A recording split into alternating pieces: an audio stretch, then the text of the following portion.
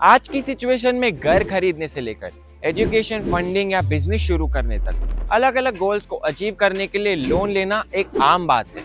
हालांकि किसी भी लोन डॉक्यूमेंट पे साइन करने से पहले आपके लोन एग्रीमेंट के टर्म्स एंड कंडीशन समझना जरूरी है। अपने राइट्स को समझने पे आपको राइट डिसीजन लेने और खुद को फाइनेंशियली प्रोटेक्ट करने का राइट मिलता है। तो आइए देखते हैं लोन एग्रीमेंट्स की कुछ जानकारी इस वीडियो में।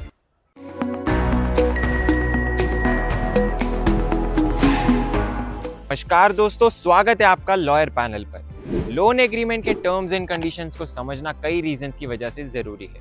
लोन एग्रीमेंट बोरोवर और लेंडर के बीच लीगल वे में बाइंडिंग कॉन्ट्रैक्ट के रूप में एक लीगल वर्क करता है, जिसमें उनकी राइट्स और रिस्पॉन्सिबिलिटीज की डिटेल्स होती है।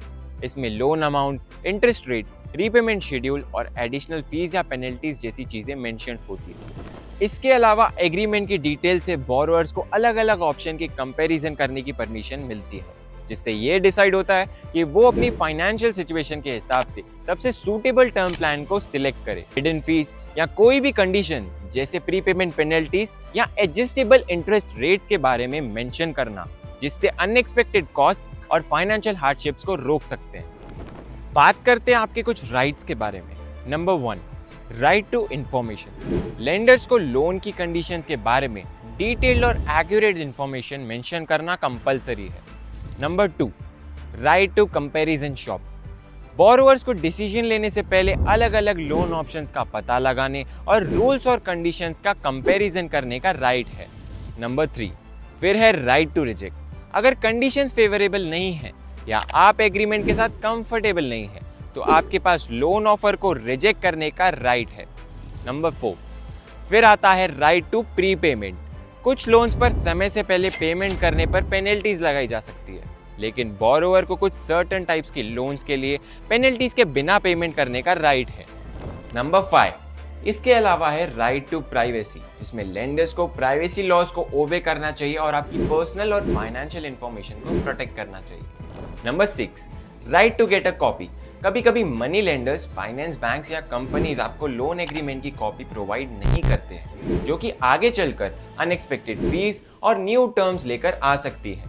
इसीलिए किसी भी लोन एग्रीमेंट पर साइन करने से पहले उसकी कॉपी लेना और थरोली रीड करना बहुत ज्यादा जरूरी है। राइट्स के साथ टर्म्स और कंडीशंस को वेरीफाई करना भी जरूरी है। लोन एग्रीमेंट को रिव्यू करते समय कुछ जरूरी बातों पे पूरा ध्यान दें, जैसे कि इंटरेस्ट रेट। समझिए कि क्या इंटरेस्ट रेट फिक्स्ड है या वेरिएबल, और ये समय के साथ आपके मंथली पेमेंट्स को कैसे अफेक्ट करेगी। नंबर 2, फीस और चार्जेस। लोन से जुड़ी किसी भी अपफ्रंट फीस, ऑनगोइंग फीस या पेनल्टीज पर ध्यान दें। Number 3, repayment schedule.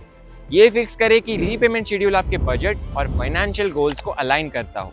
Number 4, pre payment options. अगर आप लोन का पेमेंट जल्द करने का प्लान बना रहे हैं तो कंफर्म करें कि प्री पेमेंट पर पेनल्टीज या रेस्ट्रिक्शंस है कि नहीं। अब बात करते हैं डिस्प्यूट रिजोल्यूशन क्लॉज के बारे में। अगर किसी भी चीज को लेकर डिस्प्यूट होता है आपके और लेंडर के बीच कॉन्ट्रैक्ट चलते वक्त, तो ऐसे केसेस में डिस्प्यूट को रिजॉल्व कर सकते हो आर्बिट्रेशन से। Under the arbitration and conciliation act 1996 दोनों पार्टीज की म्यूचुअल कंसेंट से एक इंडिपेंडेंट आर्बिट्रेटर अपॉइंट किया जाता है। सिंपल वर्ड्स में कहूं तो कोई थर्ड पार्टी अपॉइंट की जाती है।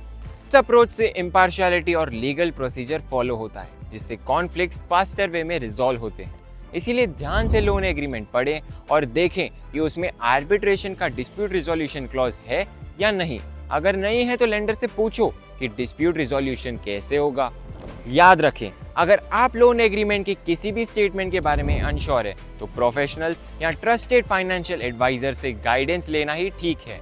उम्मीद है आपको लोन्स की ये जानकारी पसंद आई होगी। अगर आप किसी भी लोन डेट से गुजर रहे हैं या हरासमेंट प्रॉब्लम फेस कर रहे हैं तो आज ही लॉयर पैनल को कांटेक्ट करें।